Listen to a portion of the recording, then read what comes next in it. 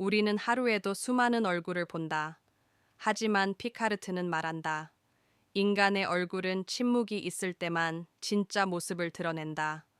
침묵을 잃은 순간 얼굴은 더 이상 얼굴로 존재하지 않고 시끄러운 세계에 휩쓸린 하나의 표면, 하나의 반응, 하나의 소음으로 변한다. 이제 우리는 침묵이 사라진 인간의 얼굴이 어떻게 붕괴하고 어떻게 자신에게서 멀어지는지를 따라가 보려 한다. 침묵을 잃는다는 것은 단순히 말이 많아지는 것이 아니다. 세상과 자기 자신 사이에 놓여 있던 간극을 잃어버린다는 뜻이다. 그 간극이 사라지면 인간은 더 이상 자신을 바라볼 수 없게 되고 자신의 내면에서 울리는 미세한 흐름도 들을 수 없게 된다. 피카르트는 이 간극을 존재가 자기 자신을 감지하는 최소한의 공간이라고 불렀다. 그 공간이 사라질 때 인간은 표면의 세계로 밀려오고 표면은 점점 더 요동치며 자아의 중심을 흐린다.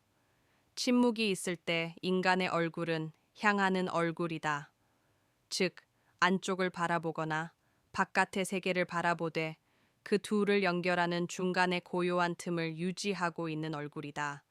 그러나 침묵이 사라진 얼굴은 어디로 향해야 할지 모르는 얼굴, 흔들리기만 하는 얼굴, 타인의 표정을 흉내내기 바쁜 얼굴, 세상의 요구에 맞추어 변하는 무정형의 얼굴이 된다. 인간은 얼굴로 말하고 얼굴로 침묵한다. 침묵하는 얼굴은 단단하고 고요하며 안쪽에 무게가 느껴진다.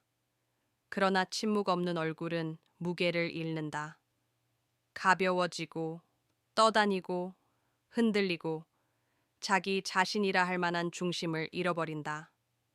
피카르트가 말한 침묵의 부재는 인간의 붕괴라는 주장은 바로 이 얼굴에서부터 시작한다. 침묵이 사라진 얼굴은 내면의 소리가 아니라 세상의 소리를 반사하는 표면이 된다. 그 표면은 보는 이로 하여금 혼란을 느끼게 한다. 왜냐하면 표면에 적힌 무늬가 진짜 마음의 무늬가 아니기 때문이다. 인간의 얼굴은 마음의 집이다. 그런데 그 집이 시끄러워지면 무언가가 부서지고 그 부서진 틈으로 불안이 흘러나온다. 침묵이 사라진 인간은 말이 많아지는 것이 아니라 반응이 많아진다. 반응은 말보다 더 위험하다. 말은 선택이지만 반응은 충동이기 때문이다. 반응으로 가득 찬 얼굴은 순간순간 뒤틀리고 격해지고 안쪽에서 오는 것이 아니라 밖에서 밀려오는 힘에 휩쓸려 모양을 잃는다. 피카르트는 침묵 없는 인간을 계속 변하고 있으나 그 변화의 중심이 없는 인간이라 정의했다. 이 말은 현대인을 정확하게 관통한다. 우리는 끊임없이 움직이고 변하고 반응하지만 그 변화가 어디를 향하는지 모른다. 마치 제자리에서 빠르게 도는 회전목마처럼 온 힘을 다해 움직이지만 결국 같은 자리에서 흔들릴 뿐이다. 침묵이 사라진 얼굴은 자기 자신을 잃은 얼굴이다. 자신의 내면을 가리키던 표정들은 점점 사라지고 대신 외부 세계를 향한 반응으로 가득 찬 표정만 남는다. 웃음도 자기 웃음이 아니다. 분노도 자기 분노가 아니다. 심지어 슬픔조차 자기 슬픔이 아니라 타인의 시선 속에서 만들어진 표정일 뿐이다. 얼굴은 더 이상 진실을 담지 못하고 진실의 흉내를 낸다. 침묵이 사라진 얼굴이 무너지는 이유는 내면을 연결하는 끈이 끊어지기 때문이다. 침묵은 그 끈이다. 그 끈이 있어야 우리는 세상을 보면서도 나를 잃지 않을 수 있다. 침묵은 나를 중심에 묶어두고 세상은 나를 흔들어도 완전히 쓰러지지 않게 만든다. 그러므로 침묵 없는 인간은 세상과 자신 사이의 연결이 끊어진 인간이다. 피카르트는 말했다. 침묵을 잃은 자는 자기 자신을 잃는다. 이 문장은 철학적 선언이자 존재론적 진단이다. 자기를 잃은 인간은 더 이상 자기의 얼굴을 가지고 살지 못한다. 그 얼굴은 세상이 준 여러 얼굴을 매 순간 갈아 끼우는 얼굴의 가면화로 변한다. 가면은 편리하다. 그러나 가면은 오래 붙어 있으면 얼굴의 살결을 무너뜨린다. 가면의 무게는 생각보다 무겁고 가면의 반복은 얼굴의 근육을 약하게 만든다. 침묵이 사라진 사람은 자기 얼굴을 잃고 자기 목소리를 잃으며 결국 자기 삶의 방향을 잃는다. 그들은 소음 속에서 길을 찾으려 하지만 소음은 길을 보여주는 빛이 아니라 길을 더 어둡게 만드는 그림자다.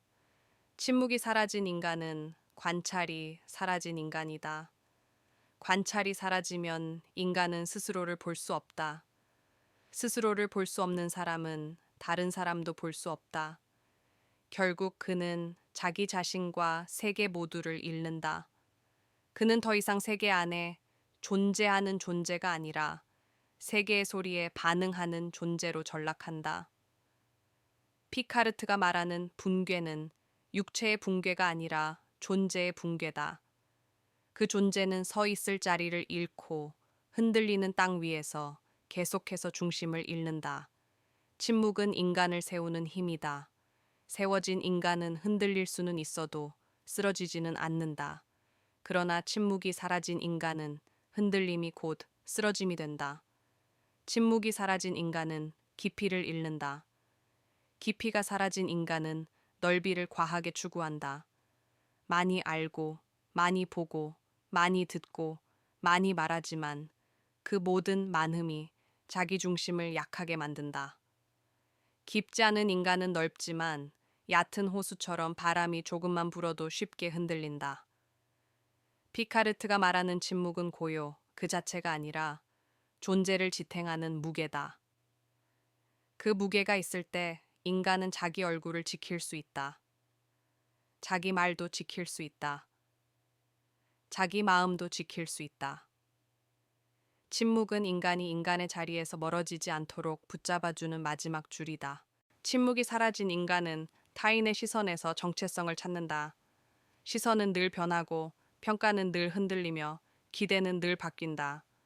그런 기준에 의해 만들어진 얼굴은 자기 얼굴이 아니라 세계가 그에게 요구하는 사용 가능한 얼굴일 뿐이다. 그 얼굴은 피곤하고 지치고 결국 무너진다.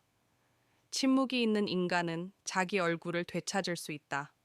그 얼굴은 고요하고 단단하며 누구에게 보여주기 위한 것이 아니라 내면에서 떠오르는 삶의 무늬를 담는다.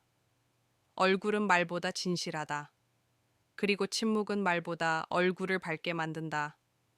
침묵이 사라진 인간이 붕괴하는 이유는 그가 세상으로부터 침묵을 빼앗겼기 때문이 아니라 그가 스스로 침묵을 포기했기 때문이다. 침묵은 외부 환경의 문제가 아니라 내면의 선택이기 때문이다. 세상은 늘 시끄럽지만 내면에서 침묵을 선택하는 순간 그 소음은 인간의 얼굴에 닿지 못한다. 우리는 흔히 이렇게 말한다. 나는 너무 바빠서 고요할 시간이 없다. 그러나 침묵은 시간이 아니라 방향의 문제다. 방향이 흐트러진 인간은 얼굴도 흐트러진다. 방향이 바로 선 인간은 실패해도 다시 일어나고 넘어져도 다시 중심으로 돌아온다. 침묵은 방향을 세우는 힘이다. 침묵이 사라진 인간의 얼굴은 반응으로 가득 차서 자기 고유의 빛을 잃는다. 그러나 침묵을 회복한 얼굴은 빛이 약해 보일지라도 그 안쪽에서 오래된 불이 은은하게 타오른다. 그 빛은 세상이 줄 수 없는 빛이다. 그 빛은 자기 존재에서 나오는 빛이다. 피카르트의 결론은 명확하다. 침묵을 잃는다는 것은 인간의 가장 깊은 기초가 무너지는 것이다. 침묵은 인간의 기반이고 기반이 무너지면 그 위에서 만들어지는 모든 표정, 말, 행동이 흔들리고 왜곡된다. 그러나 침묵은 언제든 돌아갈 수 있는 자리다. 침묵으로 돌아가는 순간 인간의 얼굴은 다시 자기 얼굴이 된다. 그 얼굴은 흔들리지 않는다. 아니, 흔들릴 수 있어도 흔들림 속에서 중심을 지킨다. 그 중심이 바로 침묵이다. 이제 질문해야 한다. 나는 지금 어떤 얼굴로 살아가고 있는가? 세상이 준 얼굴인가? 반응으로 만들어진 얼굴인가? 아니면 침묵이 지켜준 내 얼굴인가? 침묵은 우리를 다시 우리에게 데려오는 길이다. 그 길을 걸을 때 우리는 다시 인간의 얼굴을 갖게 된다. 그 얼굴은 고요하지만 그 고요는 약한 것이 아니라 깊고 단단한 중심에서 나오는 고요다. 침묵이 있는 인간은 결코 붕괴하지 않는다. 그는 천천히 움직이고 조용히 말하며 자신의 얼굴을 지키는 힘을 가진다. 그 얼굴은 세상 속에서도 자기 자신을 잃지 않고 자기 존재를 품은 차에 살아간다. 침묵이 사라진 인간은 무너진다. 그러나 침묵을 회복한 인간은 다시 선다. 스스로 서는 인간만이 자기 얼굴을 갖는다. 이제 침묵 속에서 너의 얼굴을 다시 만나보라. 그 얼굴은 이미 오래전부터 너를 기다리고 있었다.